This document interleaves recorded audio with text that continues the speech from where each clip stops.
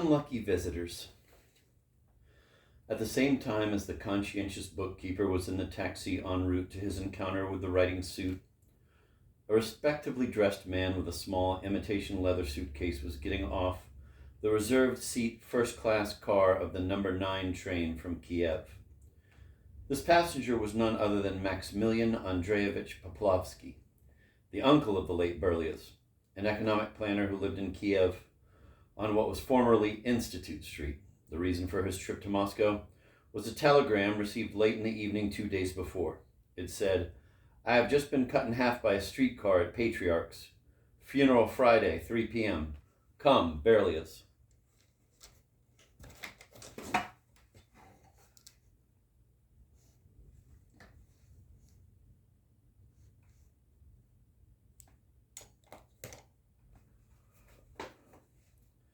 Maximilian Andreevich was considered one of the smartest men in Kiev, and justifiably so. But even the smartest man would be befuddled by a telegram like that. If a man can wire that he's been cut in half, it's obvious it wasn't a fatal accident.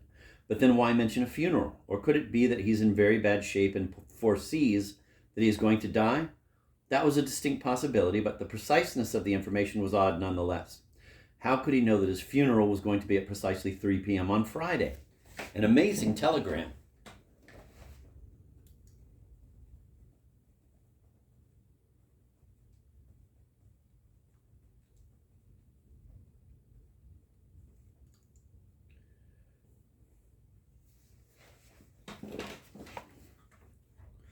But what are smart people smart for if not to untangle tangled things?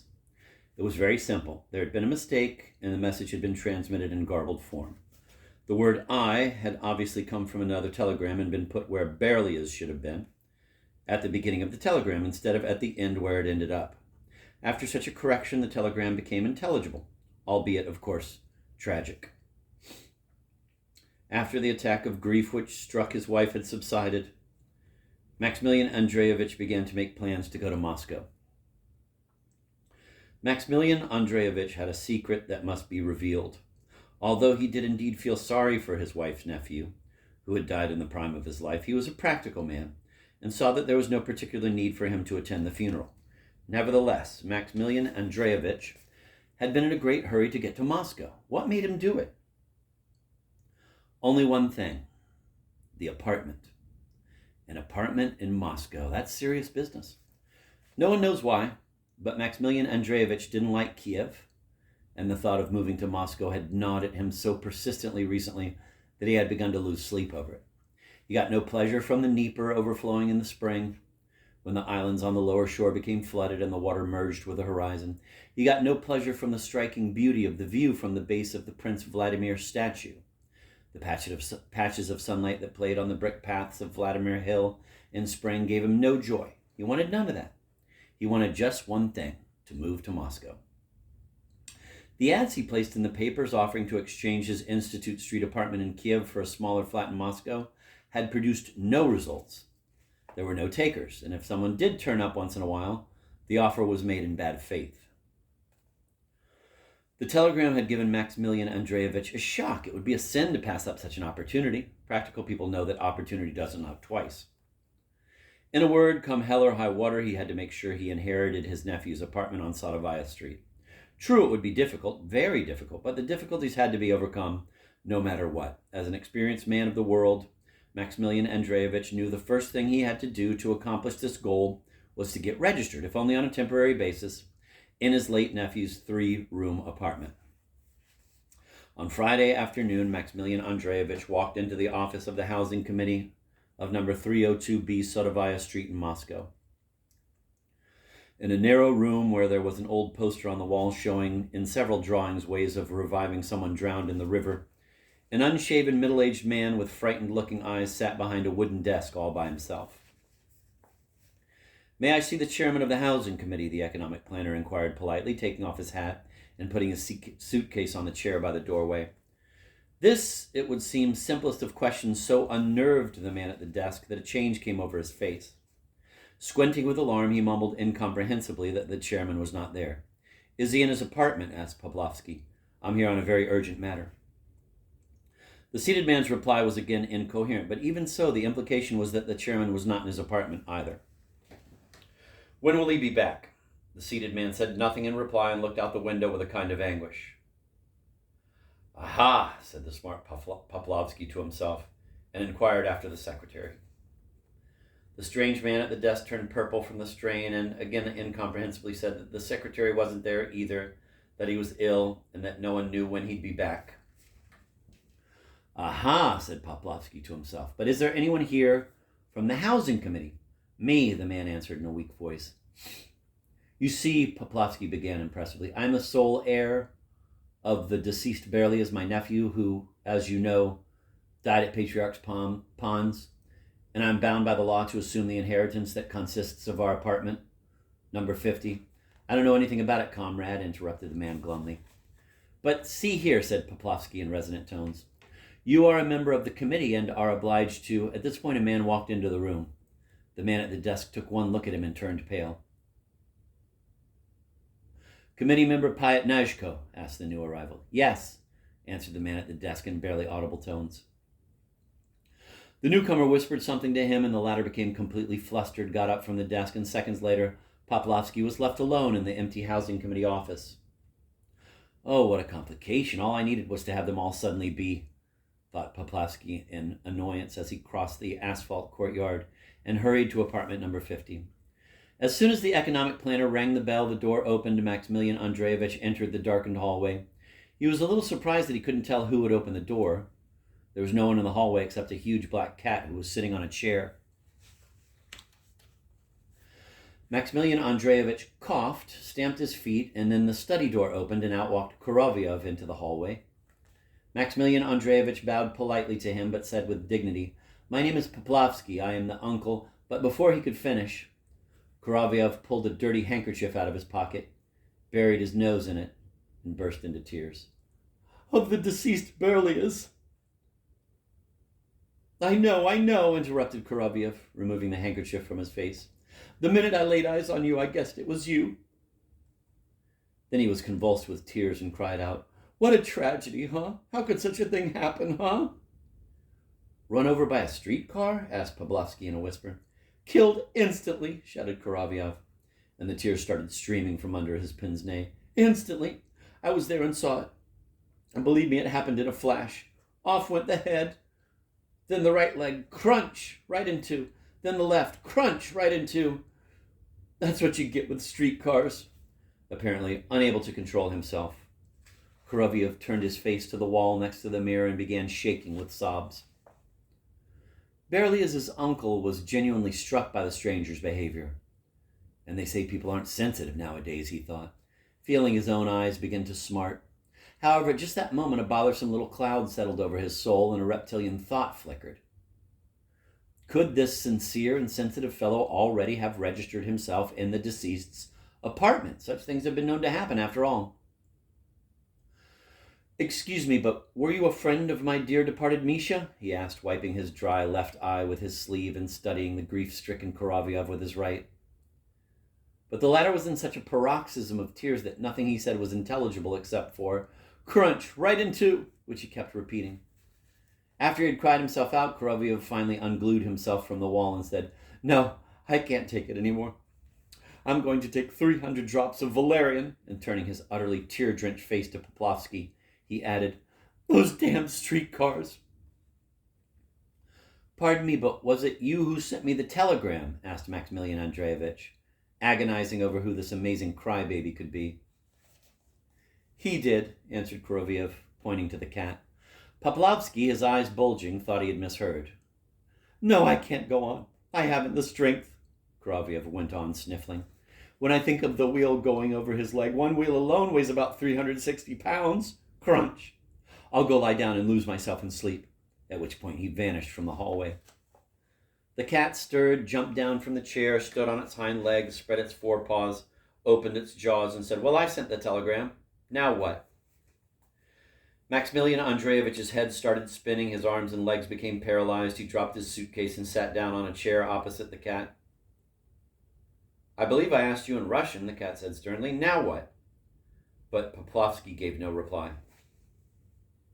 Passport, snapped the cat and stretched out a chubby paw.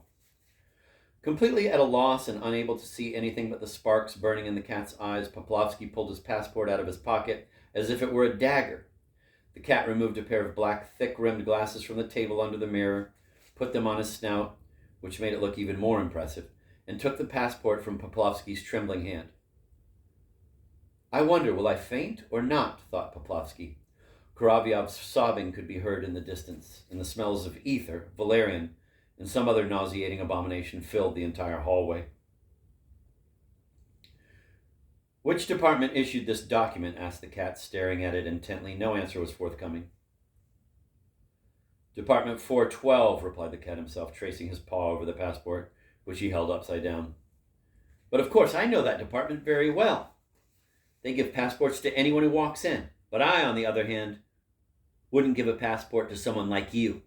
Not on your life. One look at you, and I'd refuse on the spot. At this point, the cat became so enraged that he threw the passport on the floor. Permission to attend the funeral is hereby revoked, the cat continued in an official-sounding voice. Be so kind as to return to your place of residence. He then bellowed through the door. Azazello! In answer to his call, a short little man ran out into the hallway. He walked with a limp, wore black tights, had a knife stuck inside his leather belt, was red-haired, had a yellow fang, and a cataract clouding his left eye. Poplovsky felt he was suffocating, got up from his chair and staggered backwards, his hand clutching his heart. Azazello, show him out, ordered the cat, and walked out. Poplovsky, the recent arrival, said softly with a nasal twang. I hope by now everything is completely clear. Poplovsky nodded. Return to Kiev immediately, Azazello continued. Stay quiet as a mouse and stop dreaming about apartments in Moscow. Is that clear? This short little man, who scared Poplovsky to death with his fang, his knife, and his cataract, only came up to the economist's shoulders, but his actions were smooth, efficient, and forceful. First, he picked up the passport and handed it to Maximilian Andreevich, and the latter took it with a lifeless hand. Then the one called Azazello picked up the suitcase with one hand and threw open the door with the other. Taking Berlioz's uncle by the arm, he escorted him out to the landing. Poplovsky leaned against the wall. Azazello opened the suitcase without benefit of a key, took out a huge roast chicken with only one drumstick, wrapped in greasy newspaper, and put it down on the top of the stairs. Then he pulled out 2 pairs of underwear, a razor strop, a book, and a case, and kicked everything except the chicken down the stairs. The empty suitcase was also sent flying. Judging by the sound it made when it crashed below, its top had come off. Next, the red-haired thug grabbed the chicken by its leg and slammed it so roughly and savagely across Poplovsky's neck that the carcass flew apart, leaving Azazello with only the drumstick in his hand. Everything was in a state of confusion in the Oblonsky household, as the famous writer Lev Tolstoy so justly put it. He would have said the same thing here, too. Indeed, everything in Poplovsky's vision became jumbled. A serpent, which for an instant blotted out the May sun. A long spark flashed before his eyes, which then converted into a black serpent, which for an instant blotted out the May sun. Poplovsky then went flying down the stairs, passport in hand. When he reached the turn on the stairs, he smashed in the window pane with his foot and sat down on the step. The legless chicken tumbled past him and fell into the stairwell.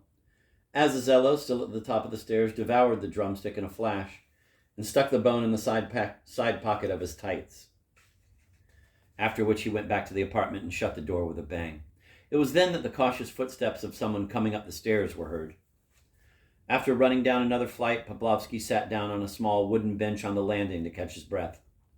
A diminutive elderly gentleman with an unusually sad face, wearing an old-fashioned Tusser silk suit and a stiff straw hat with a green band, was coming up the stairs. He stopped near Poplovsky. May I ask you, citizen, the man in Tusser silk inquired sadly, where is apartment number 50? Upstairs, was Poplovsky's abrupt reply. My humble thanks, sir, the man replied, equally as sadly, and proceeded up the stairs while Poplovsky got up from the bench and ran downstairs. The question arises, did Maximilian Andreevich rush off to the police station to lodge a complaint against the thugs who had brutalized him so savagely in broad daylight? Emphatically, no, not at all. That can be said with confidence. To go to the police and say that a cat wearing glasses had just examined your passport and that a man in tights with a knife had...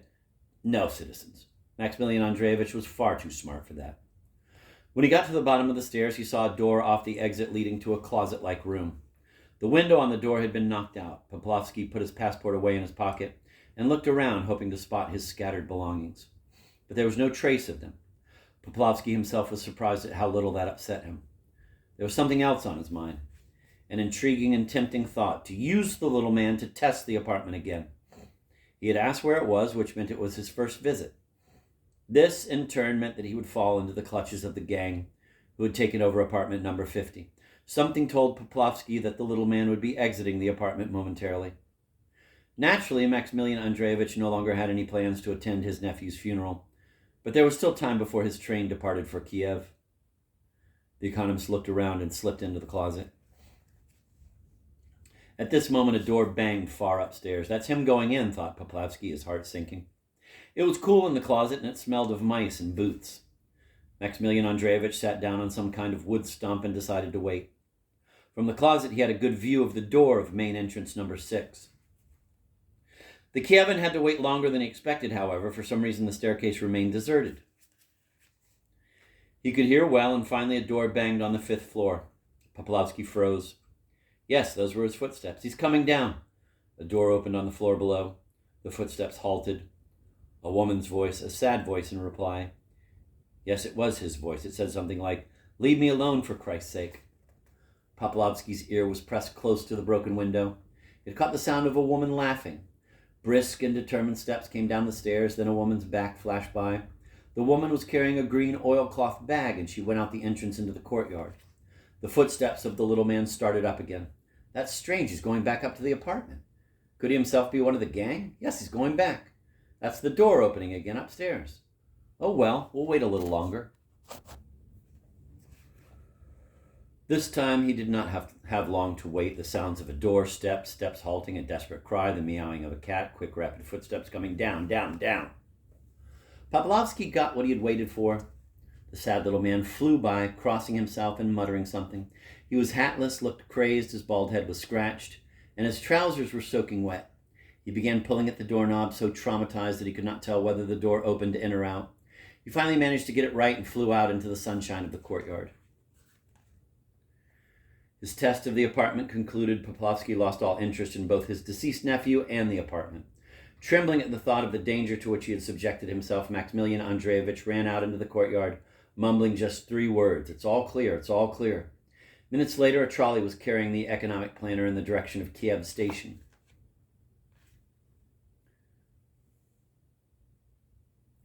While the economist was sitting downstairs in the closet-like room, the little old man was having a most unpleasant experience upstairs.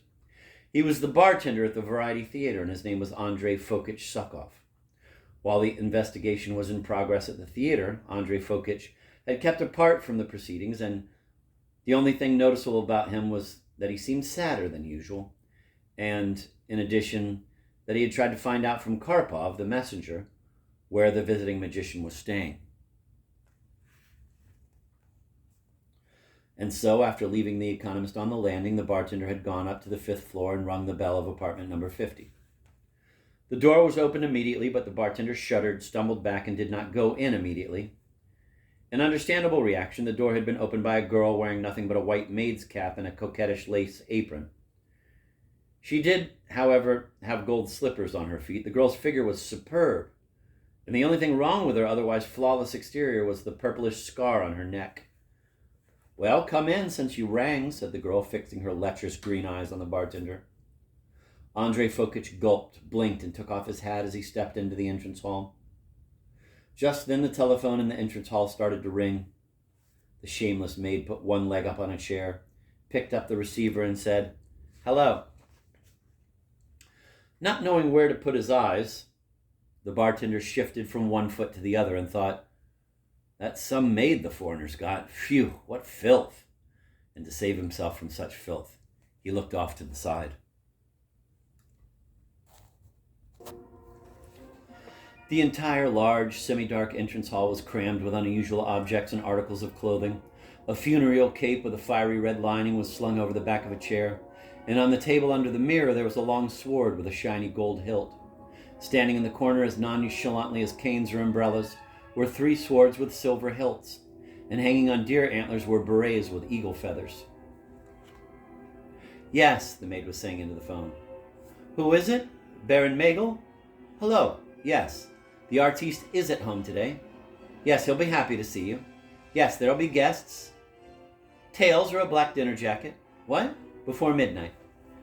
After finishing her conversation, the maid put back the receiver and turned to the bartender. "What can I do for you?" "I have to see the citizen artiste. Is that so? In person?" "Yes," answered the bartender sadly. "I'll ask," said the maid, evidently hesitating, and barely opening the door into the late Berlioz's study, she announced, "Sir, there's a little man out here who says he needs to see Mazur."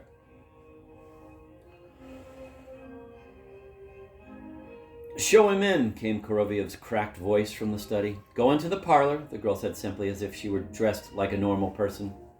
And she opened the door to the parlor and left the entrance hall. When he entered the room he had been invited into, the bartender was so struck by the furnishings that he forgot why he had come. Streaming through the large stained glass windows, the whim of the jeweler's wife who had vanished without a trace, was an extraordinary light similar to the light in a church. Wood was burning in the huge old-fashioned fireplace despite the hot spring day. Yet it was not the least bit hot in the room, in fact quite the opposite. A cellar-like dampness enveloped the man entering the room. Sitting on a tiger skin in front of the fireplace was a huge black cat, squinting contentedly at the fire. There was a table that made the God-fearing bartender shudder when he saw it. The table was covered with a brocaded altar cloth. On the altar cloth, numerous bottles were arranged, pot-bellied, dusty, and moldy. Amidst the bottles, a plate gleamed, and it was immediately obvious that the plate was made of pure gold.